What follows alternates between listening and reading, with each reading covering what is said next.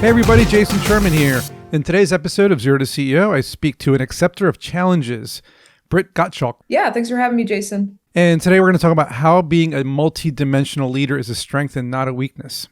I like that because a lot of people who listen to the show are entrepreneurs or want to be entrepreneurs, and they're trying to figure out, how to be a leader because it's part of being an entrepreneur. You have to be able to manage people at the end of the day if your business starts to succeed. So let's talk about that whole, building confidence to be leaders. A lot of people who maybe don't public speak really well, or they don't know how to talk to people and kind of lead them. So how do you what's your first, I guess, tip of the day to get people to build that confidence?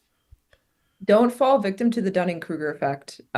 You don't just become a leader overnight. It's not something that you just, get thrown into and think that you're going to go ahead and do well. It takes a lot of learning, and it takes a lot of situations where you are humble. You recognize that you don't know what you don't know. There are going to be people that are smarter than you in the room. If they're not, then you're in the wrong room. But you have to be humble at first, right? You have to be willing to accept what you don't know, be honest with yourself with your strengths and weaknesses, and then be able to build up from there. And then you can decide, okay, what direction do I want to go? Do I want to lead teams? Do I want to lead projects? How do I get in the space where I can become a competent professional? But it all starts with, acknowledging that you're not going to be an expert, and you're not going to become a leader overnight. Yeah, and you just said something there. You said deciding if you even want to be a leader. What if you don't want to be a leader? What if you figure out oh, that's not my strength? And what's your next step from there? Yeah, I think that, you have to recognize if that's the case, you're not going to be effective. You have to be in love with anything that you do, whether that's being a leader, whether it's being an engineer, whether that's being a salesperson. If you don't have a natural affinity of love for that, then it's not going to be something that you're going to be intrinsically motivated to continue to improve upon and, ultimately take the next steps that you need to do to become a better, insert here, better leader, better salesperson, better engineer. I like that. And you've had such a diverse career journey from looking at your history. Have you, Yeah. Can you share how some of these varied experiences you've had have shaped your leadership style in particular, so maybe people can learn from that?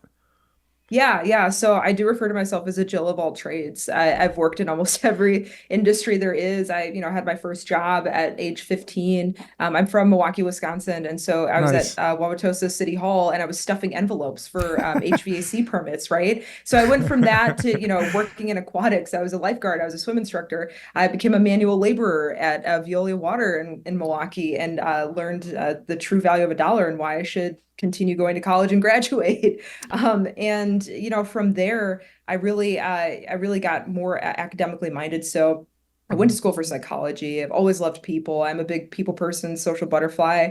Nice. And I always liked solving problems, right? So marrying the two was just something that was natural to me. So during that time, went to grad school, got an internship working at a management consulting firm, a mom and pop one in Wheaton, Illinois, and Wow. decided that I wanted to go into project change management, process improvement, all that nerdy good stuff. And so as I was completing my graduate degrees, I got my MBA and in industrial organizational psychology master's, which is the study of group behaviors in workplace settings.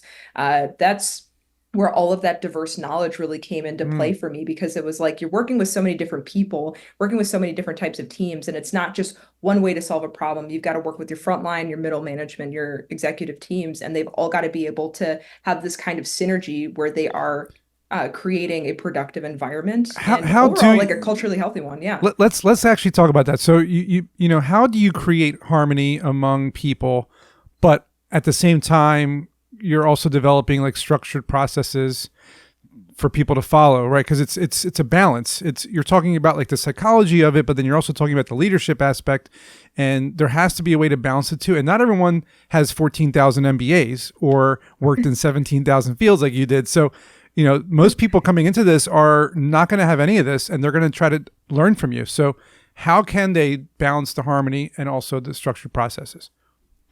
First things first, we're all humans. We are all human beings. And at that level, you need to find what is relatable between, anybody who's frontline all the way up to executive teams. Because when it comes down to value sets, when it comes down to, what matters, what the purpose is, that's where everybody has to be aligned. If you can't get on the same page there in an organization, you're going to be setting yourself up for failure. Yeah, that's So that's that's absolutely true.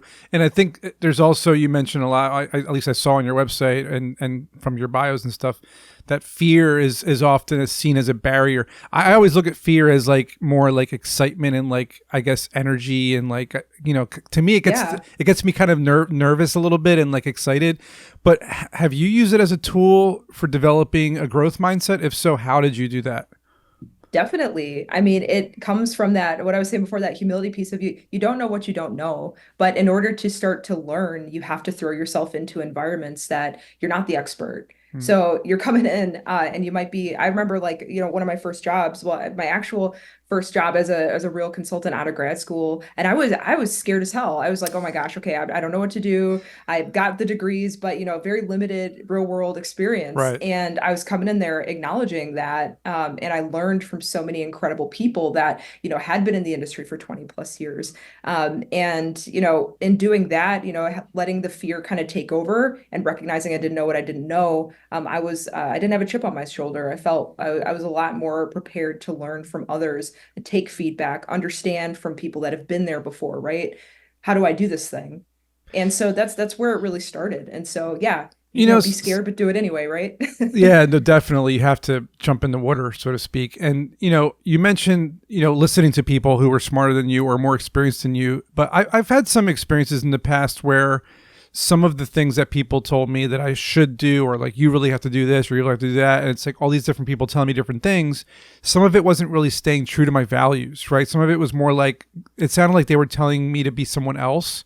So let's tell our listeners here who are wondering, how did you face those decisions? How did you take that feedback? And then how did you stay true to your values to make sure that you were making the right call?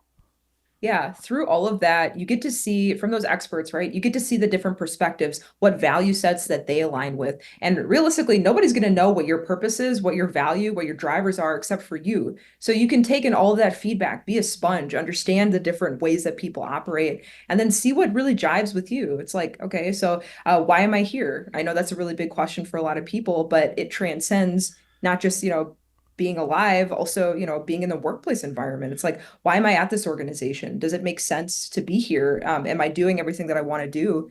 And if I'm not, what do I need to do to change that? And so Yeah. I think, like, you incorporate a lot of that into creating your own value set. And, And I and can I, even, I yeah. want to I want to dig into that because this is actually really important. A lot of people, especially during the pandemic, I mean, we've found out during the last 4 years, a lot of people have become either unhappy, they've lost their jobs, they want a new path, but Hmm. they don't know what their values are. They don't know what Yeah. they want. They don't know what they want out of life. They're finding out that they don't even know who they are. They're trying to find themselves. How can we help them do this? Like, how can we make sure that after someone listens to this, they say, I know how to embrace who I am. I know how to get what I want out of life, and I know how not to compromise my values. What are some of the steps they can take to make sure this happens? Yeah, and I acknowledge too that, like, sometimes you just have to have that job to pay the bills. I get it. You got a side hustle that you're trying to fund. I understand that. But, that's something that also can equate to your purpose. It's like that job, even though it's not something that is going to get you to the next level, maybe professionally, it does pay the bills for you to be able to fund something that you do want to do to get to the next level professionally. But I'll say, I went through the same thing during the pandemic. I started my first business in the pandemic, and it was because of all those questions I had. Like, what am I doing? Am I doing everything I want to with my life? And I think the best thing for me was I went dark. And I mean that in the way where it was like, I quit my job. I took the time to really just like disconnect from the social media, disconnect from any kind of like sources that could be distracting. And I spent a lot of time just getting in tune with myself. So I'm somebody that likes to run. Did a lot more, like I did a lot more running. I did a lot more journaling. I did a lot more cooking, just things that grounded me. And, Yeah, first and foremost, you got to figure out what grounds you, right? right. And sometimes we get so disconnected because of all these distractions. Sometimes if it's not realistic to quit your job, well, then just take a moment, put the phone on silent, close the laptop, go for a walk. Yeah. Just have that thought, have that reflection, and be like, okay, what is grounding me? I feel a little bit disconnected. What are those things that I really love? And out of that, you start to provide clarity for yourself in that environment. At I least that works for me. I'm with you 100%. I did the same thing, so in a different way, but yeah, that's fantastic. And with Geno Me, which is really cool from what I can see on your website, we'll get to that in a second. I'm curious to know, what was the moment where you realized that this was something you wanted to pursue, and also, everyone always wants to know what were the biggest challenges you faced when building this, and how did you navigate them? Well, so I talked about my first business. Genome is my second. The catalyst was my first business was failing. It was Mm. a consulting firm, and I wanted to help organizations with the remote work transition, and that came out of the pandemic, right? I was still trying to figure out like what is my purpose, what do I want to do, and I wasn't able to keep up, with the Deloittes and the McKinseys. My clients weren't they were great, but they weren't necessarily paying the bills, and so I was like, this is a time for humility. This is a time to figure out, like, I love being an entrepreneur. I want to stay in this space. How can I make this happen? So put the ego aside, talk to my clients and advisors and any other introductions they were giving me in that space, and started digging into some areas that I didn't really have a ton of info on, right? Some of my clients and advisors were in the healthcare space. And I'm like, what are some of these issues you've been seeing? What are some of the difficulties that have been rearing their head during the pandemic? Data accessibility kept coming up as number one.